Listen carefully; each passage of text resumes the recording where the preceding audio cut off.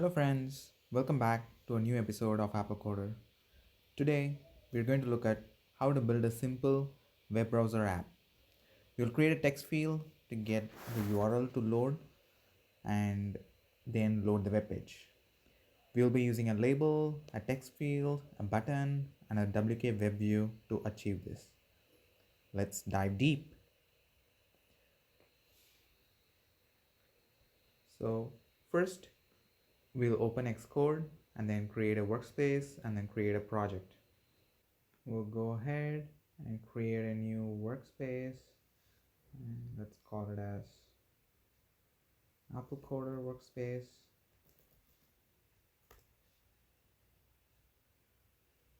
And then let's create a new project and let's call it as a web viewer project.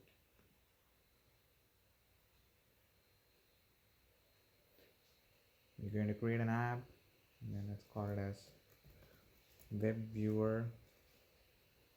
The interface we are going to use is storyboard and we'll be using the language Swift. Tap on next and then choose Apple Coder and create the project. So the project is now created and we have our view controller, an app delegate, and main storyboards created.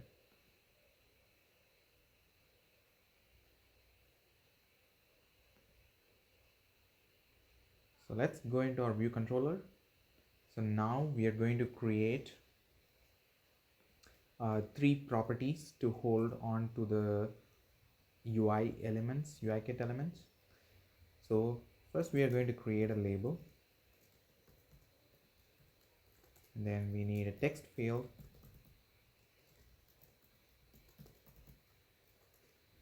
And then we need a button.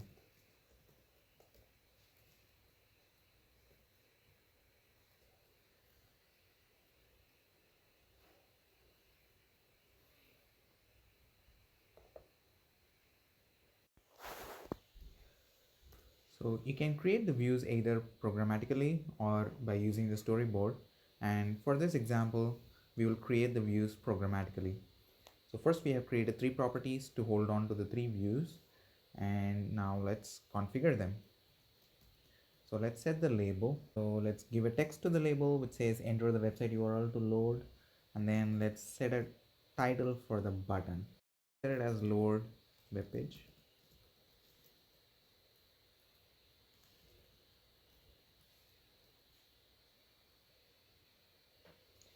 And then let's also add a target for the button so that when the button is tapped we receive some notification.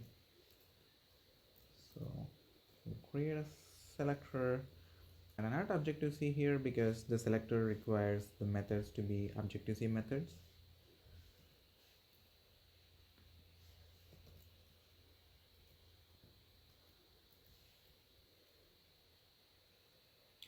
So now we have configured the label and the buttons, and now let's add them as subviews to the main view. So first we will add a label and then we will add the text field and then we will add the button.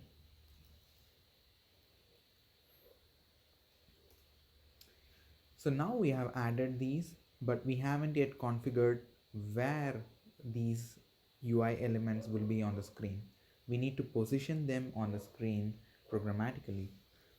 So first we will turn off the translates auto resizing mask into constraints because this will auto resizing conflicts with the manual constraints. So we have to turn off the auto resizing before we add our own constraints. So we will configure we'll configure the label to be at the center of the screen. So we will set the center anchor constraint to be equal to the views center anchor. And finally, we will activate it. So after that, we will also configure the top anchor so that we specify the position along the y-axis where the view is going to be, where the label is going to be positioned. So view top anchor, and then we will also specify a constant so that it's positioned right below the top anchor by 100. So now we have configured the positioning for the label. Next, let's configure the positioning for the text field. So to the text field, we'll do the same thing. We'll first turn off the auto resizing mask.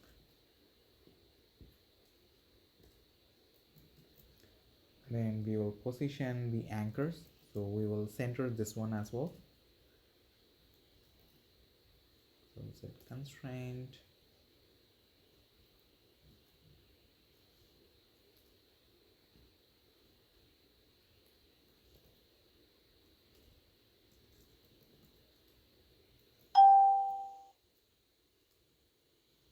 And then we will set the top anchor. Since we want the button or the text field to be positioned below the label, we will specify the constraint as relative to the bottom anchor of the label. So we'll specify the bottom anchor, and then we'll specify some spacing after the bottom anchor. Let's say 25, and then we'll set is active equals to true.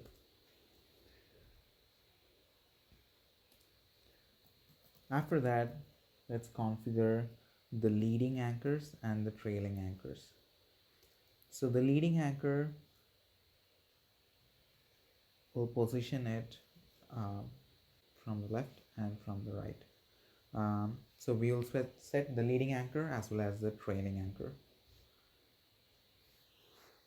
So we will specify the leading anchor relative to the view, and we will say indent by 10 points, and then we'll say we will activate it. And then we will also specify the trailing anchor.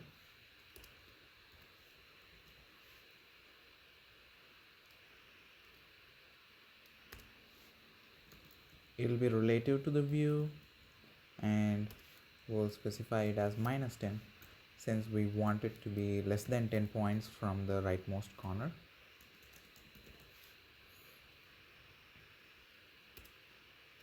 And then we will configure the button. So for the button, we will also turn off the auto resizing mask, and then we will do the same thing for the button. We will specify all the anchors.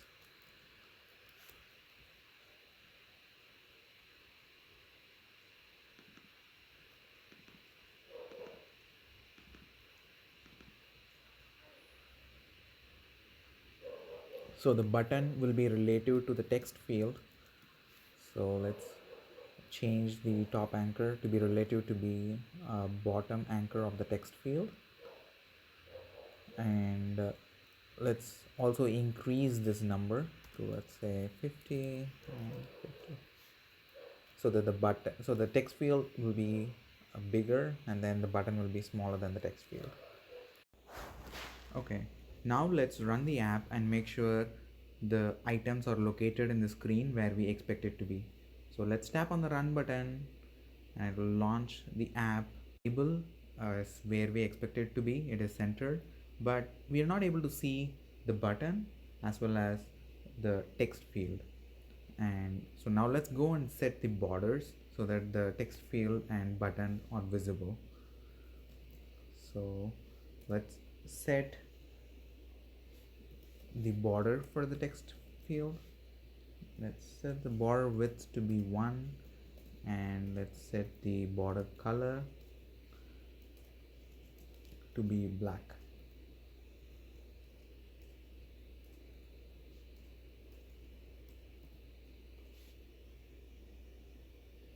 And we can also make things interesting by uh, giving a rounded corner. So let's set the corner radius on the text field layer to be 5. So now let's go and check if the text field is uh, is what we want. Okay, so now we got the text field visible.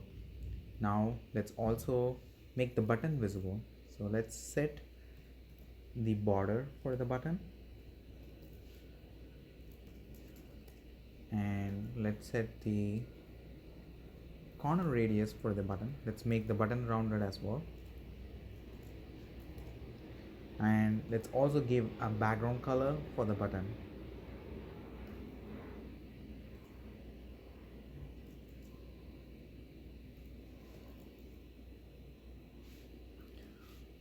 Let's give the blue background color. So now let's go and check if we are able to see the button on the screen as well.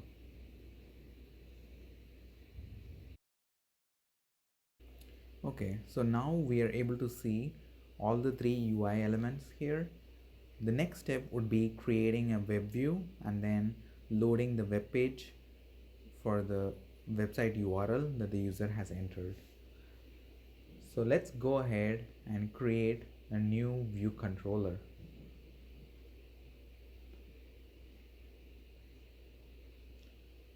Let's create a new file and call it as web view controller.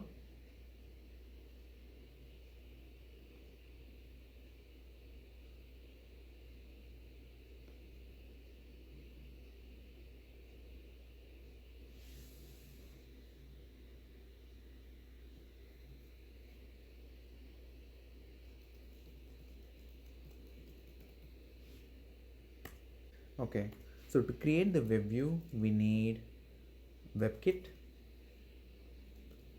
and we also need a UI kit since we are going to create a view controller. So let's give it as class web view controller, and this is going to extend from the UI view controller.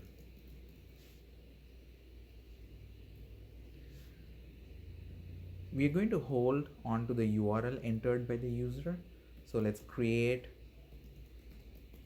a property to hold on to the URL, and let's create a init method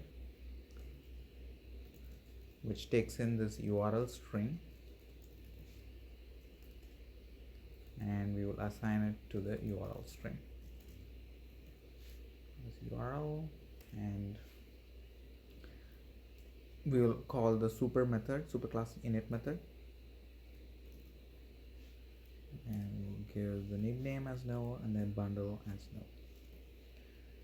So here also we are going to create the view programmatically. So we are going to create a property to hold on to the web view. So we will create a WK web view,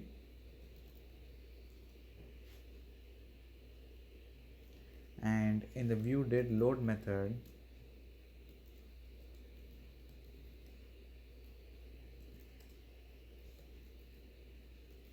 we'll call the super view did load, and we will set the bounds for the view.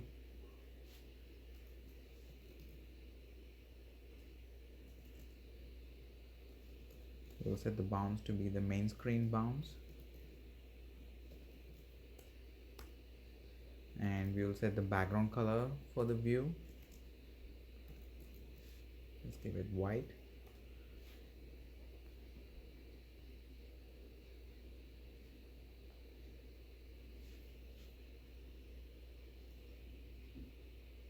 Let's fix these compilers. So it says function keyword is missing, and it's also saying that there should be a required initializer. Since we are not going to implement a coder initializer, let's throw a fatal error if it's going to get invoked.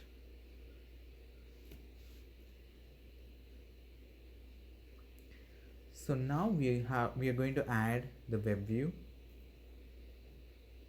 to the view, and we are going to set the constraints for the web view. similar to how we set the constraints for the label in the previous screen. So we'll turn off the auto resizing masks.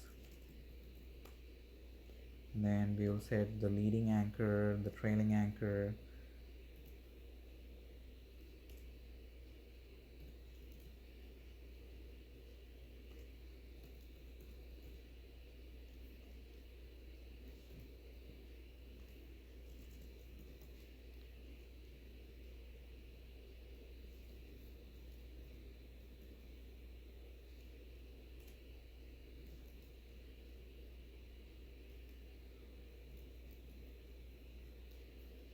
We'll set the trailing anchor.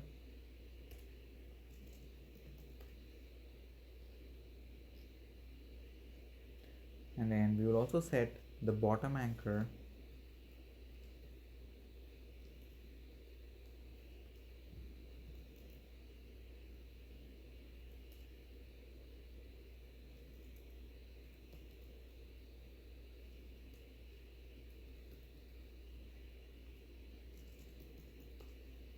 And we will also set the top anchor.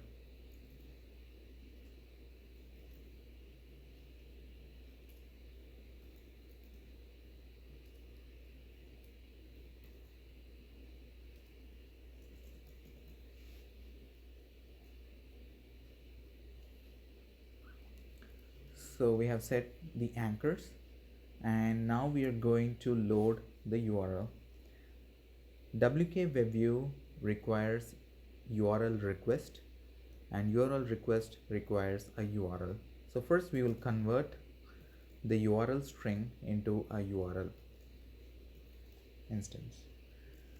So we'll say URL.init, and then we will pass it the string. So the string is going to be the URL string.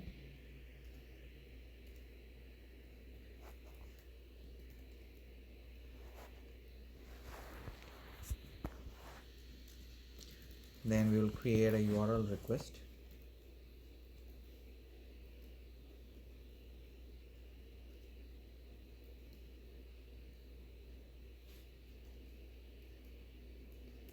And then we will instruct the web view to load the URL.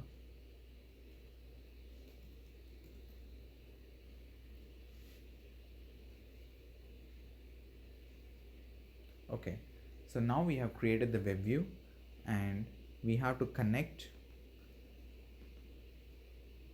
the first view controller to this web view controller.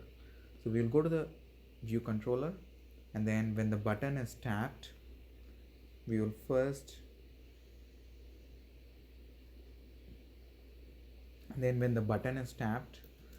we will first get the entry from the text field. So let's say text field.text, and we'll go ahead and create a web view controller. So we'll say web view controller,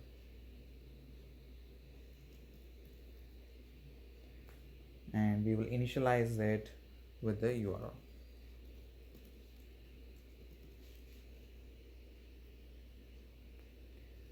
And then let's specify the modal presentation style. Since we want this to be a full screen, let's specify it to be full screen.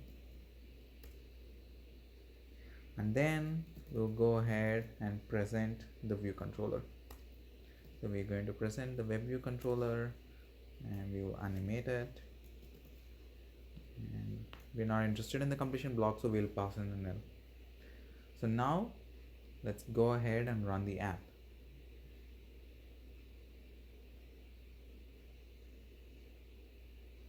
Okay, now let's verify that the web view is loading.